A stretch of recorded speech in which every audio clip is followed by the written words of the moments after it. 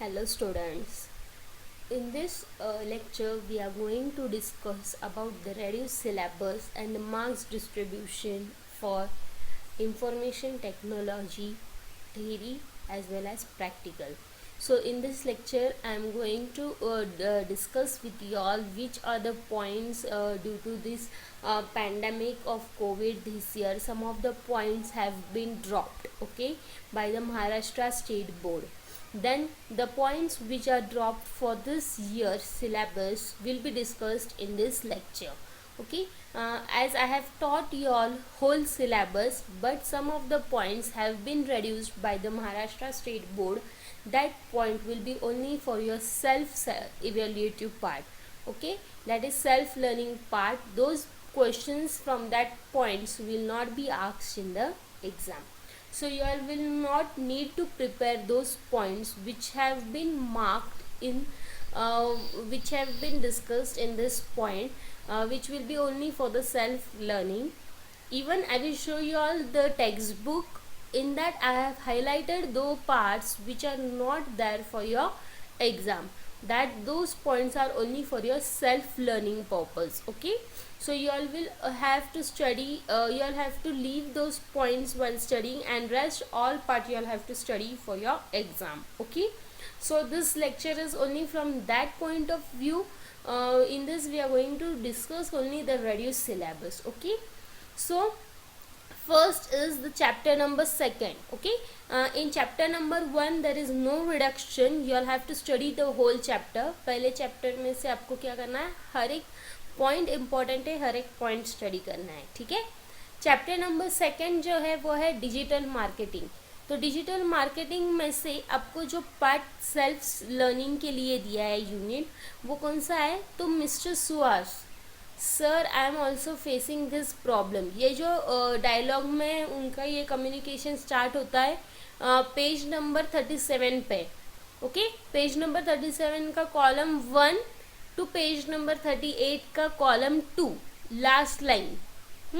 मतलब page number 37 से लेके पेज नंबर 38, मतलब चैप्टर के एंड तक आपको वो पॉइंट निगलेक्ट करना है. कहाँ से, I am facing the problem also, I am facing this problem. जहाँ से ये डायलॉग स्टार्ट हो रहा है मिस्टर सुहास का, तो वहाँ से आपको ये ओमिट करना है, ये स्टडी नहीं करना है. ये पार्ट सिर्फ किसके लिए रहेगा, आपके सेल्फ लर्निंग के लिए रहेगा.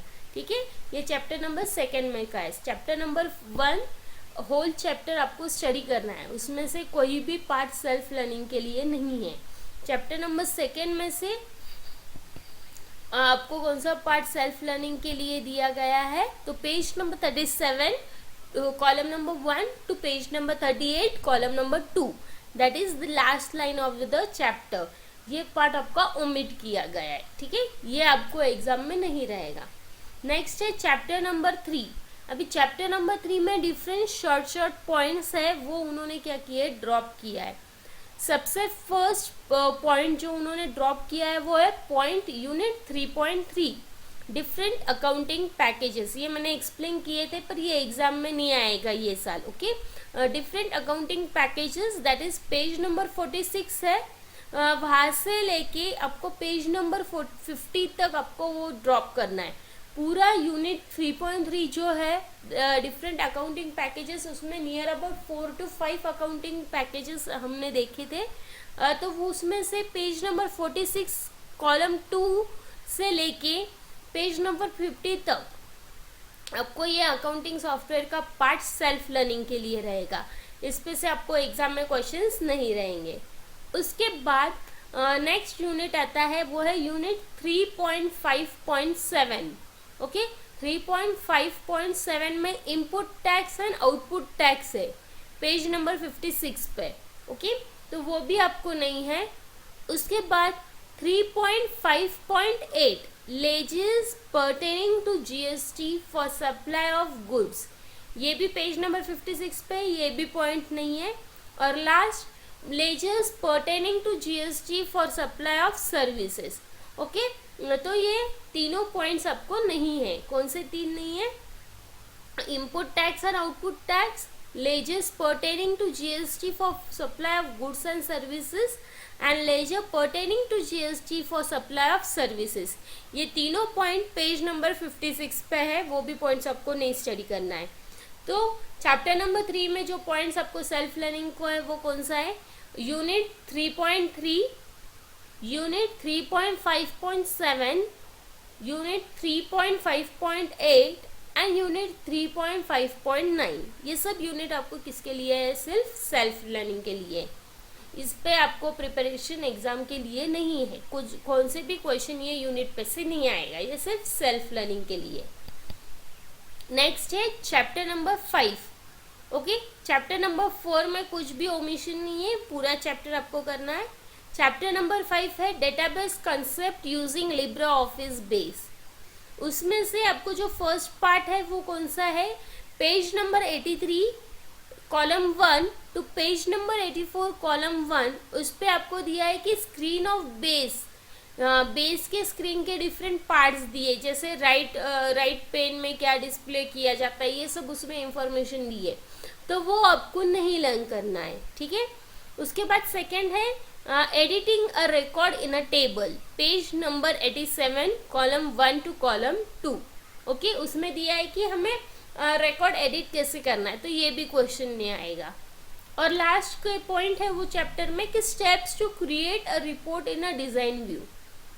ये page number 91 to page number 93 पे है, अप टू 5.10 फिगर नंबर के वहाँ तक आपको ये पॉइंट ओमिट करना है कि रिकॉर्ड व्यू में रिपोर्ट, डिजाइन व्यू में रिपोर्ट कैसे क्रिएट किए जाए, उसकी जो स्टेप्स है वो आपको नहीं है ये ईयर।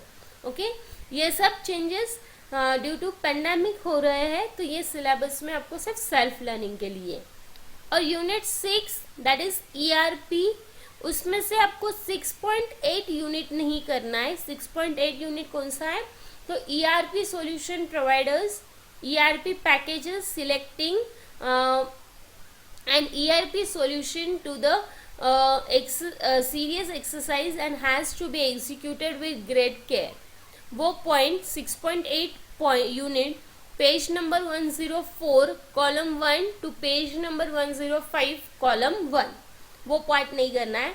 और लास्टली जो नहीं करना है वो है 6.11 लिमिटेशंस ऑफ ईआरपी इम्प्लीमेंटेशन, वो page number 106 column 1 and column 2, ये नहीं करना है। तो ये 4 चैप्टर्स है जिसमें ओमिशन किया है। फर्स्ट एंड फोर्थ चैप्टर में नो ओमिशन है, बाकी के इसमें ये चैप्टर्स में से ये यूनिट ओमिट किए गए हैं या फिर रिड्यूस किए गए हैं ये साल ड्यू टू पेंडेमिक।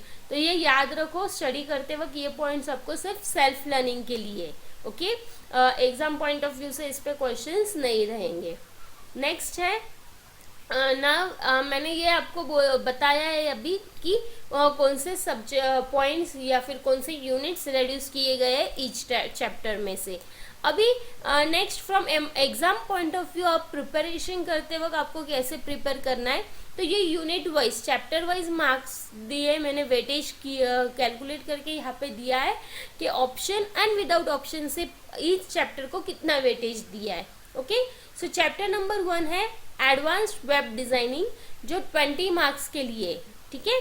तो एडवांस वेब डिजाइनिंग में से ही आपको 20 मार्क्स मिलने वाले, out of 80 20 marks are assigned for your chapter number 1 with option. अगर आप विथ ऑप्शन देखते हो तो 30 मार्क्स होता है, ठीक है। Second chapter digital marketing with option and without option दोनों कितने मार्क्स के लिए है, 15 मार्क्स के लिए। नेक्स्ट है कंप्यूटराइज्ड अकाउंटिंग विद जीएसटी, तो ये चैप्टर 3 ये आपको 15 मार्क्स का कंपलसरी क्वेश्चंस रहते हैं उसके ऊपर, और अगर ऑप्शंस के साथ देखें तो 17 मार्क्स का होता है। उसके बाद नेक्स्ट चैप्टर आता है e commerce and e governance, वो 10 मार्क्स के लिए कंपलसरी है and with option it is 12 marks. Next है database concept using LibreOffice Base, ये 10 मार्क्स के लिए है एंड विथ ऑप्शन भी 10 मार्क्स के लिए। Last ERP that is enterprise resource planning, ये 10 मार्क्स के लिए है और विथ ऑप्शन 12 मार्क्स के लिए। तो टोटल जो एग्जाम का आपका वेटेज है तो वो 80 मार्क्स का फाइनल पेपर होता है, 20 marks for practical and 80 marks for theory. तो out of 80 60 marks have based on your objective weightage whereas 20 marks are based for your broad answer. तो broad answer ये question number 7 and question number 8 में रहता है, ठीक है। अब फिर उसमें से चैप्टर नंबर 1 जो एडवांस वेब डिजाइनिंग है उस पर आपको प्रोग्रामिंग पूछे जाते हैं for 10 marks, okay. Right program, एक प्रोग्राम CSS बेस्ड रहता है और सेकेंड प्रोग्राम आपका HTML बेस्ड होता है। ये कंपलसरी क्वेश्चंस है।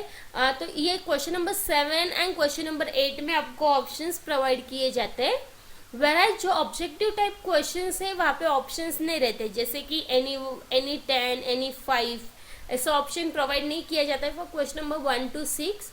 वो कंपलसरी ऑल क्वेश्चंस आपको सॉल्व करना पड़ता है। जो यहाँ पे मार्क्स विद ऑप्शंस दिए हैं तो ये सिर्फ question number 7 and question number 8 के लिए यूज किया जाता है, okay. So this is how the weightage for each chapter is assign, और या फिर ईच यूनिट को ऐसा वेटेज अलोकेट किया गया है।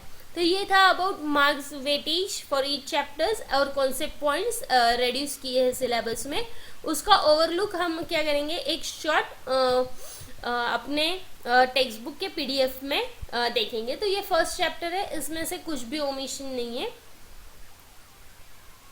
नेक्स्ट चैप्टर नंबर 2 अगर आप देखोगे तो चैप्टर नंबर 2 में पार्ट ओमिट किया गया है। तो कौन सा पार्ट जो ओमिट किया गया है वो पार्ट मैंने क्या किया यहाँ पे हाईलाइट किया है, ओके। जो पॉइंट्स ओमिट किया है सेकेंड चैप्टर में वो मैंने हाईलाइट किया with the help of yellow highlighter. तो वो आप देख सकते हो कि पेज नंबर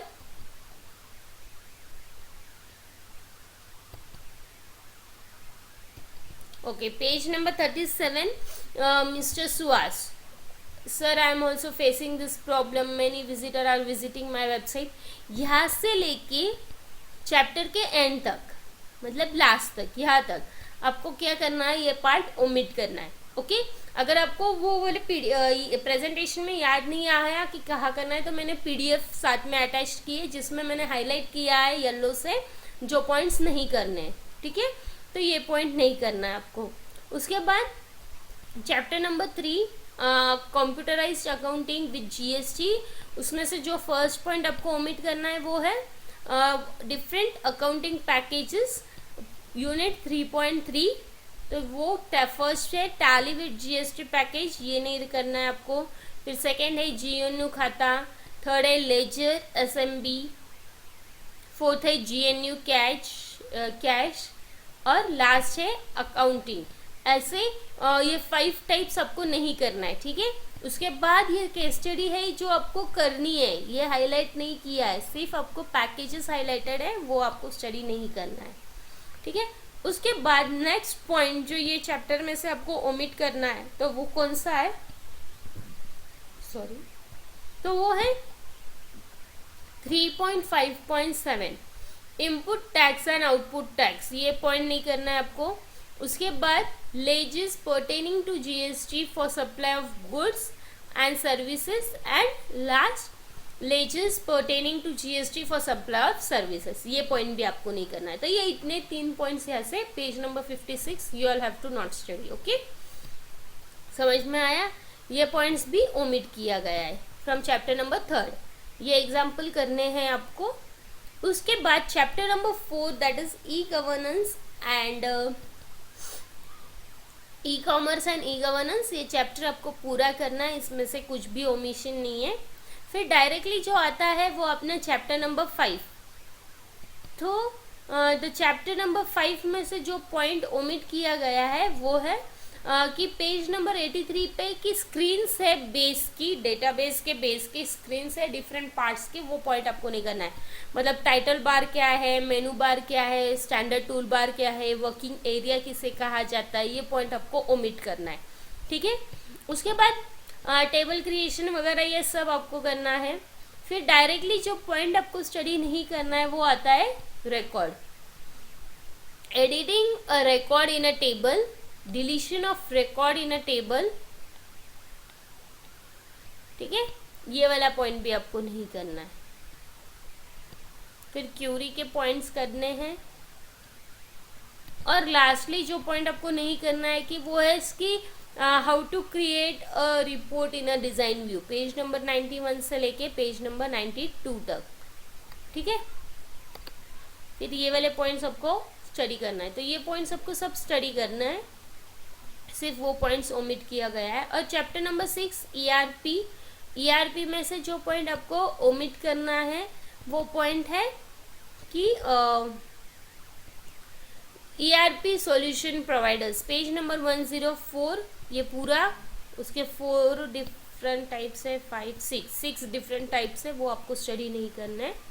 उसके बाद नेक्स्ट जो आता है वो है, नेक्स्ट पॉइंट जो ओमिट किया है वो है limitations of ERP. Okay, future करना है, लिमिटेशंस नहीं करना है। ये था आपका थ्योरी, जो पॉइंट्स आपके ओमिट किए गए, ठीक है।